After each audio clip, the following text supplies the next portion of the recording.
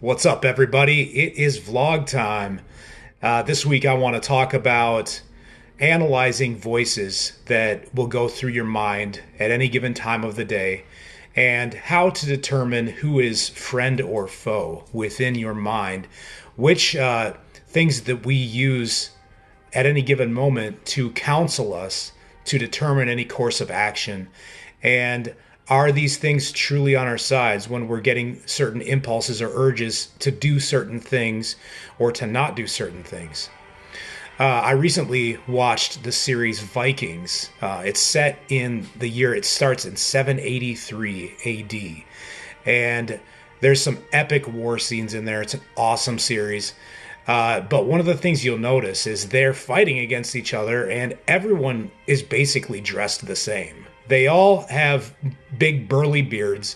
They all wear either fur or giant leather overcoats as their armor. They've all got swords and shields. And so I wonder, back then, when these two sides are coming together against each other, how did they know when they're in the midst of it that they're still fighting against the other side? How are they determining who is the enemy and who's just some guy from some other tribe that they're in alliance with? How are they not accidentally chopping down each other at any given moment? Similarly, in our minds, we will go through periods of time where we don't really pay attention to those voices, but we might even just feel urges. It might just be on a subconscious level where we are allowing certain things inside of us to tell us what to do or what not to do. The main one that I want to, that I've been working on, as you guys know, I'm working on overcoming fear. I'm working on overcoming doubt, working on overcoming depression, anxiety. Those are very real things for a ton of people. Trust me, I know. I've been there. I've been medicated for depression, for bipolar, diagnosed that way. And so I get it. I understand how hard these things are. But let me tell you, I've been working at it, and I'm not on medication anymore. My thought processes are getting so much cleaner. One of the reasons why is because I'm working on pinpointing those things that are actually destructive for me. So, for example, looking back when my band was touring and when we first started, when my band Staple, when one of the first shows we played at Cypress Wesleyan Church. It was in Westerville, Ohio, and I believe that we played with our good friends in Everyday Sunday. Thousand Foot Crutch was supposed to be there, but they weren't. So we played the show anyways. And I remember that one of the first things when we started playing, I walked out on stage, and I had this urge within me to just kind of stand there and to not move, almost like to just. I was like, just play it safe, don't go anywhere. And it was a very split second moment that occurred in my mind. And I completely ignored it. And I walked forward and I got in people's faces and I screamed at them, had a good time. And that moment, looking back, I feel was a very pivotal moment, even though I never really realized it at the time, in allowing me to move forward and to be good at what I was doing. Had I stopped and had I stayed there looking like a little frozen child on stage, that's how the audience would have taken me. They would have seen that in me and they would have said that, this is just a band. They're not anybody that's doing anything that they believe in. They don't have the conviction. They're not drawing us in by the presence of what they're presenting. And similarly, we do these things throughout our lives. We allow things to hold us back.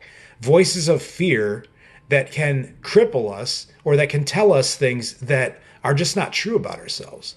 They can tell you that you're going to be a failure, that you are a failure, that you aren't going to be able to succeed at whatever your task is, or, what are people going to think? What are they going to say if I step out on a ledge and I do something such as when I started recording these vlogs? I'm not saying that I'm the world's greatest at sitting down and recording these things. I know that I'm not. I watch a lot of professional people do this, and they don't say they don't stutter, they don't do any of these things that I do on a pretty much regular basis. But what they would do, what they tried to do for a long time, is there would be voices inside of me that would just say, dude, don't do it. You're gonna screw something up. You're gonna look stupid. And at some point, you've got to decide who is on your side and who is the enemy, who is the false counsel or the false advisor in your midst. And once you can determine those things, you can realize a very important thing. Voices inside of you that are trying to get you to do or not do something that the deep sense within you knows goes against what you really want in life. If these things are preventing you from getting the things that you really want in life, from pursuing your goals, or if they're causing you to do things that you know that you're going to regret, these are the false advisors. These are the voices that are bringing you harm. A lot of times for me, when I was caught up in fear or anxiety, I remember there were times where I couldn't even leave my apartment because I was judging myself so severely on a particular shirt or pants or shoes that I was wearing. I remember that I would just be frozen, the paralysis by analysis thing, just by that alone. Those things were holding me back from just enjoying life and experiencing it in its fullness, walking in authority and in confidence in who I am. Once you recognize that those voices are there and that they're doing those things to you, you can then say to them, they are false. You can label them as false. You can start to pinpoint when they come forth and when they say something that goes against what you really want. And what that does is it lessens their power, because instead of realizing that or fearing that you have to listen to every word that they say and heed their counsel and then divert your actions that keep you in a place, in a box, in a state of being that is less than who you are designed to be, less than who God created you to be. You can pinpoint those and you can tell them to leave and say, just within your spirit, I will no longer entertain these voices. Another thing that another example, when we were kids, I remember when my sister and I, or my brother and I, or just like, when we were kids, if we would get into a fight, my mom, she was one of the experts at defusing arguments, just basically putting an end to them. And she would do that by this method where if we're going back and forth, if me and my sister are arguing back and forth, no, I'm right, no, you're right, or she's saying, no, I'm right, mom would finally just step in and say, all right, whoever speaks next, they don't get the honor. Whoever stops speaking first gets to keep their honor. And so immediately, no matter how much we want to, I've got this thing that I really want to keep saying, and I want to prove my point, I want to prove my argument, that would basically shut it down, because if I kept speaking, if I was to speak next, I wouldn't get the honor. And of course, there would be times where it's like, no, I've got to say it. I've got to say it. So you say it, and then my sister would be like, I get the honor, or vice versa. I'd be like, I get the honor, and mom would be like, no, it doesn't work that way because you just spoke last, so you didn't get the honor. And so it's like when you take the water and you pour it on a fire, it's that noise as the fire is going out. That's what it feels like when you get shut down on something that you really want to fight for. Similarly to that, I feel like these voices inside, they don't want to die. They have very persuasive arguments to convince you that you need to take what they're saying seriously. And if they tell you over and over again that you're not going to succeed, that you're not worth it, that you're unhappy, that you're miserable, that there's nothing that you can do right in life, after a while you believe them. You start to listen to those voices. You start to value their counsel. And so instead of just taking that initial step like you would if you're a kid and you don't have these fears in your mind, kids will run around, they'll get on their bikes, they'll go and they'll do all kinds of crazy stuff. They don't think about if they're going to get hurt. They just know that they want to go out and they want to have fun. And once you get older, once you start to follow those voices of caution, we start to analyze them too much and take too much stock and put it into them, and we end up staying in the same spot and not going anywhere. So if you're in a rough spot, if you're in a space of depression or worry or anxiety or just low self-esteem, those voices keep you there. And you've got to realize those voices are false imposters. They are false advisors. They are the enemy fighting against your side. They are hacking you down.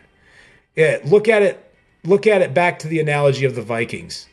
If you've got people on your side that are hacking you down, even though you think they're on your side, if they're bringing death to you, they need to go.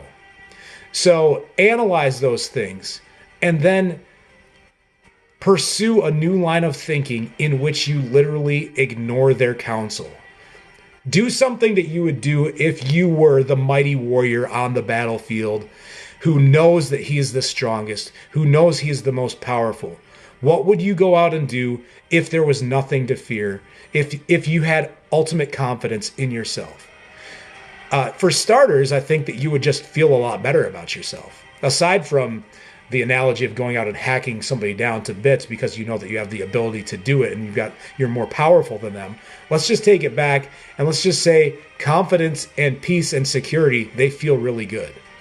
There's not anybody out here in reality that is going to say, no, I'm cool with being insecure. No, I'd rather actually be afraid. I'd rather actually worry and be anxious about a lot of stuff. Nobody's saying that. Nobody wants that to be their life, to be their existence. These are steps that you can do to take yourself out of it.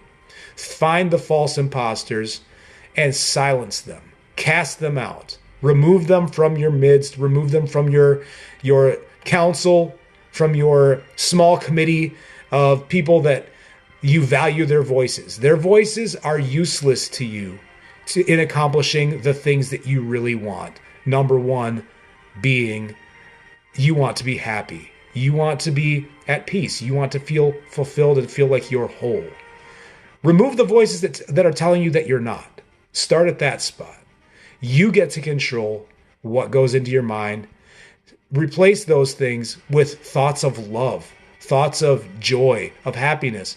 It might feel manufactured at first, but you can do it. And over time, instead of being on autopilot in a mode of fear or low self-esteem, feeling like crap about yourself, you've replaced it with the ability to stand up for yourself and find confidence and strength and significance and wholeness within that. That's some food for thought for this week. Feel free to subscribe to my YouTube channel.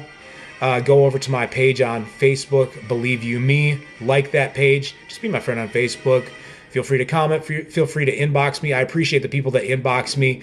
And I enjoy talking to you guys. And if I am helping one person out here, then I'm doing my job. Because I look at the time that I went through in my life, and it was a dark time. It was a very low, rough time. And I've often wondered, what did I go through it for? But I've been learning a lot of amazing things about how to overcome these. And what I decided is I'm not going to just go through that period of life for nothing. I'm not going to go through it and learn the things that I've learned and not say anything about it. That would be wrong of me because I know what it's like. And so, guys, keep your heads up. Stay strong. You are strong. You can do it. You can make it another day. Every day is an ascension. Hop back on that ladder, climb up one more rung each day. You're better than the day that was previous to today. You can do it. I love you guys. I will talk to you again next week.